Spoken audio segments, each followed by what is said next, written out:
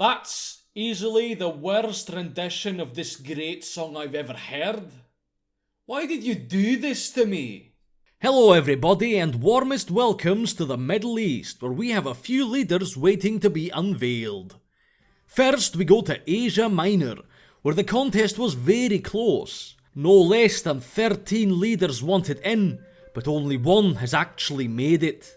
Mehmet II, with his noble Turks, a reshaper of global politics, conqueror and crusher of ancient empires. No wonder he came out successful. As befits a man of his status, he demands a tribute in blood, meaning he'll take your sons after he's forced you to take a knee, sending them straight back into the war machine.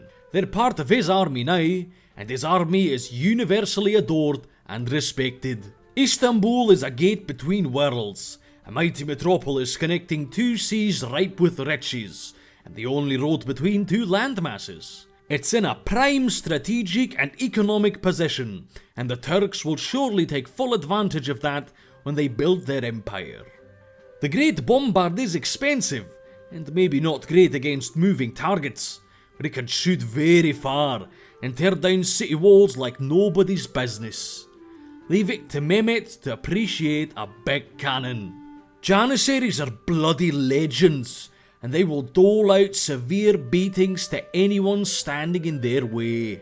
Then, after taking them down, they will replenish their own forces from the fallen and march on toward victory. Now we go to Iran, where one leader has succeeded over the other 5. His name?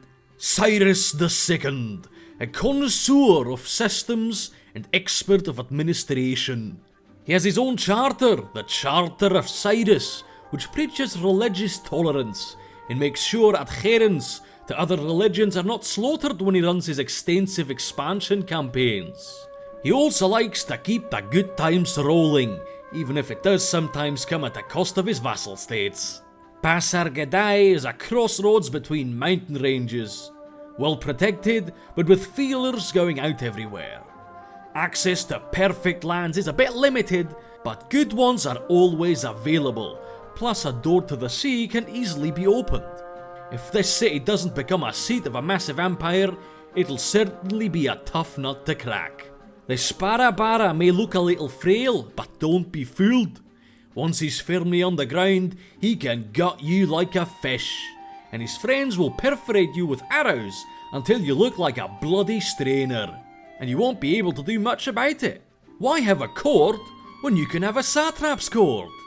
A marvel of administration that will make people feel independent, even though they're really well integrated into the empire. Only Cyrus the Great could have come up with such an ingenious system.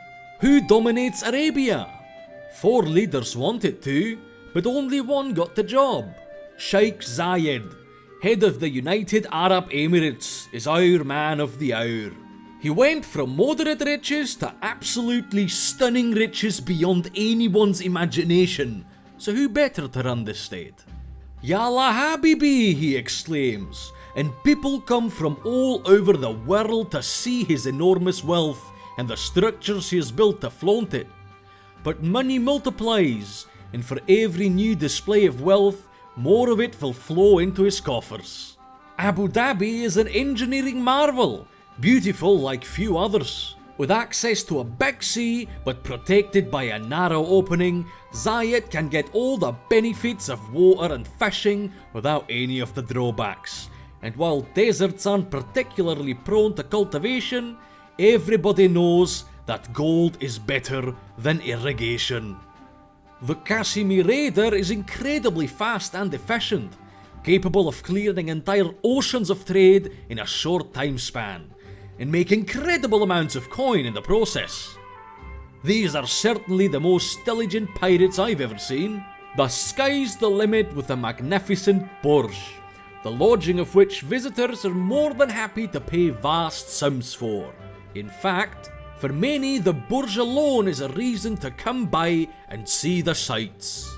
Packing out the old and venerable names, Mesopotamia was also a great contest of 9 candidates, but only one has made it over the finish line. SEMIRAMIS, loyal servant of Nebuchadnezzar, had a clear advantage going in, but still won on her own merits. She tells the tale of SEMIRAMIS, which is unfortunate. She's got a few stories of her own to tell, I'm sure. She's fascinated with the most magnificent of structures, and has an encyclopedic knowledge of them, and she'll use that perfectly to her advantage. Nimrud is in the middle of the Fertile Crescent, so expect life to flourish here. With good access to the Arab Peninsula and protected by mountains from its many neighbours, it'll be a thriving city to build an empire from. The SAPPER is a grand master of sieges that will study cities and bring their defences to a crumble with the heaviest blows. He also understands the tools of an engineer, and if properly instructed, will become an absolute menace. The Royal EKALLU is the perfect engineering school, celebrating the legacy of great masters while learning from the deconstructed wonders of foreign civilizations. This forge of geniuses is a fantastic place of worship. In the Caucasus, we also have a nation state. Georgia is the name of the game, and Tamar plays it. She comes with a Cave-Sur warrior, an elite hillside combatant who's fast as lightning and a dangerous foe. Thank you very much for watching the leader announcements for the Middle East. I am Robert the Bruce, speaking to you from the studio, and looking forward to seeing you all again soon. Until then, have a great day.